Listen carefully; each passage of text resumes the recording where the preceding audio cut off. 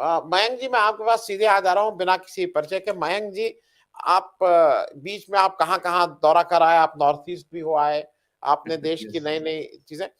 2021 right. क्या खोया क्या पाया? खोया तो अभी राइट। सीरियस को एक बड़ा हादसा हुआ जो हिंदुस्तान ने अपने सीरियस को खो दिया। उसके अलावा और क्या खोया? और कुछ पाया भी कि सब कुछ खोया ही है 2021 में?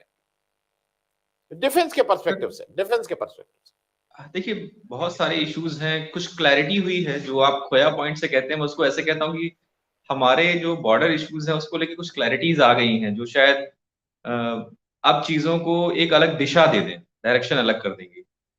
और रही बात, उसी कुछ चीजों ने, घटनाओं ने शायद हमको मजबूर कर दिया है कि हम अपने जो इंडिजिनाइजेशन है उसको, उसमें तेजी ले आए।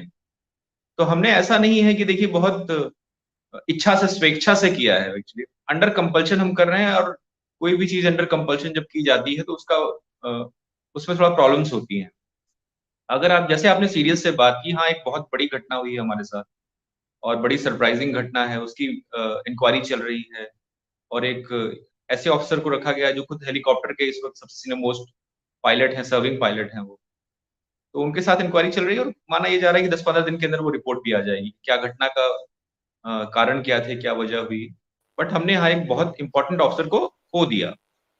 वो धुरी बने हुए थे जो सीरियस हैं, जनरल रावत। बहुत सारे चेंजेस किए और अमूल चूल परिवर्तन लाए जा रहे थे। मतलब फंडामेंटल चेंजेस लाए जा रहे हैं इंडियन आर्म फोर्सेस में, और उनकी ऑर्गेनाइजेशन में, उनके फंक्शनल एस्पेक्ट्स पर, कि जब कभी युद्ध होता है या कोई इस तरह की ऑपरेशनल रिक्वायरमेंट्स होंगी, तो भारतीय सेना किस प्रकार फंक्शन करेगी।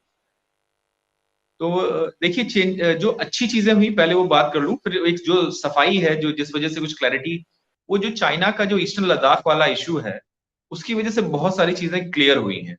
वो मैं बताऊंगा कैसे क्या है चीजें। बट मिसाइल्स टेक्नोलॉजी में हमारे बहुत अच्छा प्रदर्शन रहा। इसमें भी एक वो अंडर स्कोर करना है चीज को, कि हमने अंडर कंपल्शन किया है। हालांकि हम सक्सेसफुल मिसाइल टेक्नोलॉजी में हम काफी अच्छे रहे हैं शुरू से। ब्राह्मोस का हमने सक्सेसफुल अमेलगमेशन कर दिया है सुखोई से, which is very important. Air to air जो है, एयर टू ग्राउंड है। और अग्नि का जो एडवांस वर्जन है उसको हमने टेस्ट किए हैं, जो आपके डिटरेंस के लिए काम आते हैं, कि दुश्मन को यह पता रहे कि अगर वो कोई हमला करता है आपके ऊपर, तो जिस तरह की आप कार्रवाई करेंगे वो उसको सह नहीं पाएगा। ये होता है डिटरेंस का उद्देश्य एक्चुअली। तो मिसाइल्स टेक्नोलॉजी में यहाँ आपने अच्छा किया। आपने छोटी छोटी मिसाइलें जो हैं, जो आम लड़ाई और जो टैक्टिकल कहते हैं, कि जो छोटे छोटे क्षेत्रों में जिसका उपयोग होगा, नाग है जैसे, एंटी टैंक मिसाइल है। और हमारे आर्टिलरी सिस्टम्स जो हैं, जो इंडिजिनस सिस्टम्स हैं, उनका उपयोग करना हमने शुरू कर दिया। ये सिर्फ अभी आपको मैं पॉजिटिव वाली चीजें बता रहा हूँ, जो अच्छी चीजें हुई।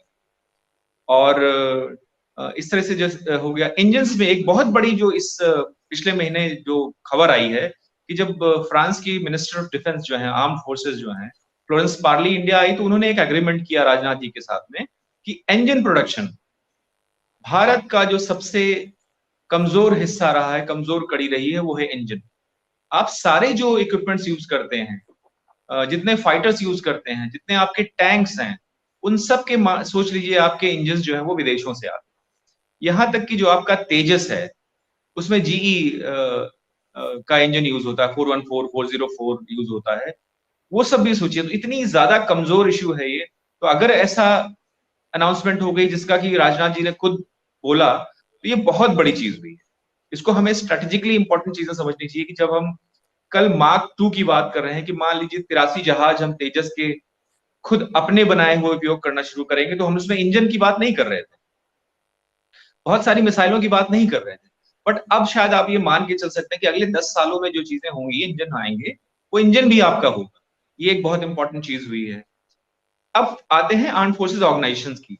भारतीय सेना में महिलाओं का परमानेंट कमीशन, ये एक बहुत बड़ा परिवर्तन है। नेशनल डिफेंस एकेडमी में महिला जो कैडेट्स हैं, अगले मई से वो ज्वाइन करें, वो एक अलग परिवर्तन है। सारे सैनिक स्कूल और उन सब में तो पहले ही कर दिया गया था, ताकि वो फीडर ऑर्गेनाइजेशन बन जाएंगी, और तभी जाके वो एनडीए में आएंगी, या कंबाइंड फोर्सेस जो भी उनका, जो जहाँ पे कंबाइंड ट्रेनिंग है, अभी ओटीए है सिर्फ चेन्नई में। तो उस तरह की जो ये एक परिवर्तन हुआ। थिएटराइजेशन का जो प्रोसेस है, उस पर सभी ने ये बात मानी कि इतना जल्दी नहीं हो सकता है, और इसमें साल 2 साल लगेगा, क्योंकि आप ऐसा चीज कर रहे हैं कि सारी तीनों सेना, फाइटिंग फोर्स, कोस्ट गार्ड, इन सब का आप मिलावट ऐसी कर रहे हैं कि जब उद्देश्य युद्ध का होगा तो एक ही आदमी उस पूरे युद्ध को, ऑपरेशंस को संभालेगा। तो उसमें बहुत सारी चीजें हैं, इंटीग्रिटीज हैं, अपनी एक एक फोर्स का एक स्पेशलाइजेशन माना जाता था अभी तक, उसको आपको मर्ज करना है और एक ऐसे ऑफिसर को बैठाना है जिसको तीनों फोर्सेस का, भले ही उसके स्टाफ ऑफिसर काम करेंगे, बट उस आदमी के नाम पे वो साइन, वॉर ऑफ प्रोसीडिंग जो है वो साइन होगी। तो इन सब चीजों के लिए ये प्रियोरिटाइजेशन मान लिया गया पिछले साल के, यहाँ लगभग उसमें वक्त लगेगा। एक और चीज है कि अभी अक्टूबर में हम जब अरुणाचल की तरफ ट्रैवल कर रहे थे, अब मैं आता हूं कि कैसे चीजें जो है वो एक नेगेटिविटी से आगे बढ़ रही हैं, और वो क्लैरिटी, जो बॉर्डर क्लैरिटी आ रही है, वो एक्चुअली वो ईस्टर्न लद्दाख की वजह से कुछ चीजें हुई। तो हमारी उनसे मुलाकात हुई तो उन्होंने बहुत अच्छी एक बात बोली, बड़े ही टेक्निकली साउंड ऑफिसर हैं, और जैसा कहा जाता है एक टेक्निकल वर्ड यूज होता है या लैंग्वेज ऑफ मिलिट्री है कि ओजी हैं, ऑफिसर हैं वो। तो उन्होंने बड़ा क्लियर तरीके और बड़ी सीधी बात करते हैं, ये सबसे अलग बात है उनकी, मतलब साफ गोई है जैसे एक मिलिट्री ऑफिसर को होना चाहिए। General M K. Pandey, lieutenant general, अभी ईस्टर्न कमांड के वो कमांडर इन चीफ, उन्होंने कहा कि हम, या जो हायर डिफेंस मैनेजमेंट है, या जो हमारा जो स्ट्रेटेजिक अफेयर्स है जो हैंडल करते हैं, उन सब में ये बात हुई है कि जो भी हमारा काम करने का तौर तरीका है लाइन ऑफ एक्चुअल कंट्रोल पर, जो प्रोसेसेस हैं, प्रोसीजर्स हैं, उनमें चेंजेस लाने की जरूरत है। ये एक्सेप्टेंस नंबर 1 है। यानी वो कवायद शुरू कर दी गई कि भाई लोअर लेवल पे डिप्लोमेटिक एस्पेक्ट है, या जो कॉन्टैक्ट है between the two forces, Chinese PLA या चाइनीज की जो बॉर्डर गार्डिंग फोर्सेस हैं उनके बीच में, और भारतीय सेना आईटीबीपी इनके बीच में, ये बड़ी बात है। बड़ी क्यों है और ये क्यों महसूस हुआ? जब 5 मई की जो घटनाएं, या मई 2020 की जो घटनाएं हुई हैं, एक चीज जो उसने क्लियर कर दी है, और पिछले साल लगातार अलग अलग स्टेजेस पर आर्मी चीफ, सीडीएस और डिफेंस मिनिस्टर ने ये बात सबको समझाने की कोशिश की है, अभी भी उस पर साफ नहीं कहा गया है कि जो लाइन ऑफ एक्चुअल कंट्रोल है, लगभग उस पे जो घटनाएं हैं, या जो उस पे अभी फिलहाल तैनाती है, वो लंबी चलेगी। लंबी क्यों चलेगी? लंबी इसलिए चलेगी कि चीन जो है वो अलग अलग तरह से मान तो रहा है, वो डिसएंगेजमेंट, मतलब जो PP-15, PP-17 alpha, Gogra, Galwan, इनसे पीछे तो जा रहा है, पर वो जगह नहीं छोड़ रहा है। जो आपका अक्षाई चिन्ह 38,000 स्क्वायर किलोमीटर का जो आपका जो क्लेम है, वो आपको छोड़ नहीं रहा है, वो सेटल हो रहा है, वो परमानेंट बिल्डिंग कर रहा है अपने डिफेंस की, अपने बेसिस की, अपने एयर स्ट्रिप्स की, और वहां एडी गन्स लगा रहा है, हैबिटेशन डेवलप कर रहा है, परमानेंट हैबिटेशन। इतना बड़ा इंफ्रास्ट्रक्चर डेवलपमेंट उन एरियाज में जिसको आप क्लेम करते हैं, और लगातार अलग अलग स्तर पर आप ये कह रहे हैं कि ये लंबी चलने वाली जो स्थिति है, ये लंबी चलेगी। यानी कि line of actual control actually उस स्थिति में पहुंच रही है जहां लाइन ऑफ कंट्रोल है, कि मान लिया जाएगा इस पार वो हम हैं, उस पार आप हैं, और बैठे रहेंगे, और इस पे जद्दोजहद चलती रहेगी। एक अच्छी चीज जी, मैं बीच में एक चीज थोड़ा सा टोक दे रहा हूं।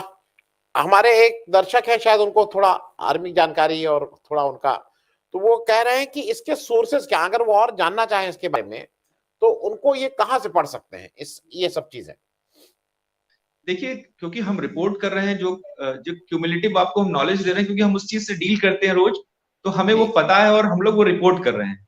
आपको जा करके टेक्निकल टर्म्स जैसे condition at line of actual control, इस तरह से कुछ कीवर्ड्स डाल करके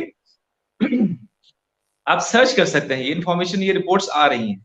अगर आपका क्षेत्र स्पेशलाइज नहीं, नहीं, हम कह रहे हैं पब्लिक डोमेन में है ये सारी चीजें। नहीं, पब्लिक डोमेन में है सारी, सब कुछ पब्लिक डोमेन में। कोई भी चीज मैं आपसे जो बात कर रहा हूँ वो क्लासिफाइड नहीं है। ठीक है, ठीक है।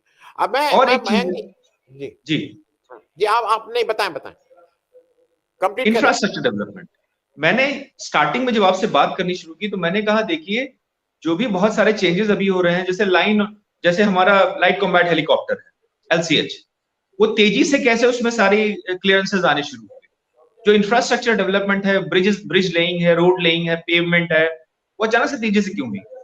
हम ऐसा ही क्यों हुआ कि हम इंतजार कर रहे थे कि जब गलवान होगा या जब चीनी आके बैठ जाएंगे तो हम अपनी रोड्स बिल्डअप करेंगे और लेके जाएंगे गांव वालों को। एक सबसे टेक्निकल इशू जो लोगों को, आम आदमी को समझ में नहीं आता है, और अभी जो कल जो है 2 दिन के अंदर चीन जो है अलग तरह का एक लॉ ला रहा है कि जो उसके बॉर्डर एरियाज है उसका कैसे डेवलपमेंट होगा, क्या क्या वहां चीजें होंगी।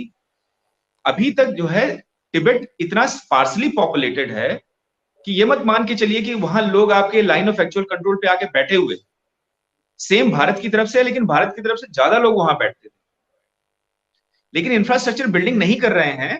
तो जो एक आदमी वहां बीमार होता है ना, अगर वो गांव में 2 आदमी भी बीमार होते हैं, उनको नीचे लेके आप डिस्ट्रिक्ट हेडक्वार्टर या तहसील में लेके आते हैं, तब जाके बीमारी उनकी दूर होती है, नहीं तो और भी परेशानियां होती है तो उनको आप आगे लेके जाते हैं। ये सारे मेडिकल फैसिलिटीज तभी वहां पहुंचेंगी, एजुकेशन तभी वहां पहुंचेगी, गवर्नेंस तभी वहां पहुंचेगा जब आप इंफ्रास्ट्रक्चर बिल्डअप करते हैं। तो ठीक जो है मयंक इंटरनल जी। पलायन हुआ ना, जी उसका इतना खतरनाक असर हुआ कि लोग तो बॉर्डर छोड़ के अंदर आ गए। अब आप सोचिए उन इलाकों पर क्या सेना, मतलब किलोमीटर, हर किलोमीटर पे सेना बैठी रहेगी क्या? इसका फायदा जो है, जिसको हम सलामी स्लाइसिंग कहते हैं, एक्चुअली हमने चीन को दिया है। ये हमारी खामी है। नहीं मयंक जी, एक मोटी बात 2021 में, देखिए सार्वजनिक रूप से तो मालूम नहीं क्या स्टैंड होगा। 2021 में चीन का प्रेशर हमारे ऊपर ज्यादा हुआ है। अब वो मान लिया, हम माने ना माने वो एक अलग है, वो डिप्लोमेसी अपना तय करेगी, लेकिन चीन आज ज्यादा हावी हो गया हमारे ऊपर।